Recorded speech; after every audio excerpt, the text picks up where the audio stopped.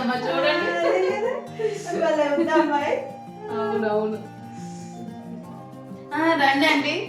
రావద్దమ్మా. ఏంది వద్దమ్మా, అత్త కోడలు ఇద్దరు భలే నవ్వుకుంటున్నారు, ఏంది సంగతి? ఏం లేదు వద్దమ్మా. కవిత, మన ముగ్గురికి ఛాయ్ పెట్టుకురా తల్లి. సరే అత్తమ్మ. ఏంది వద్దమ్మా, కోడలు దాన్ని ఎక్కడ ఉంచాలో అక్కడనే ఉంచాలి, నువ్వు బాగా నెత్తికెక్కించుకుంటాను. అదేంది వద్దనమ్మా అట్లా అంటావు? నేను మా ఇంట్లో పెద్ద కోడల్ని, నన్ను మా అత్త ఎంత రాచిరాంపాన పెట్టిందో నీకు తెలియదా? నీకు తెలిసిందే కదా. మనం కూడా కోడలి స్థానం నుంచే వచ్చినాం వదనమ్మా. అట్లాంటిది మనం పడ్డ బాధలు మన కోడలు పడాలి అని మనం అనుకోవద్దు కదా.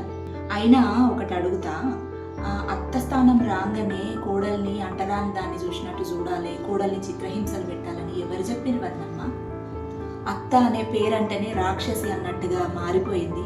నువ్వు కూడా పిచ్చి పిచ్చి ఆలోచనలు ఏం పెట్టుకోకు వదినమ్మా. నీకున్న చక్కటి ఇద్దరు కోడలను కూతుళ్ళ లెక్క చూసుకో. తీసుకోండి.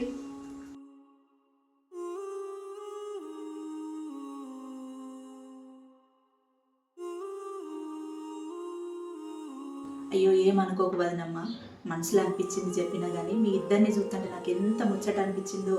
అత్త కోడల లెక్క లేరు మీరిద్దరు, తల్లి కూతుళ్ళ లెక్క ఉన్నారు. నేను కూడా ఇప్పటి నుంచి నా ఇద్దరు కోడళ్ళని మంచిగా చూసుకుంటాను.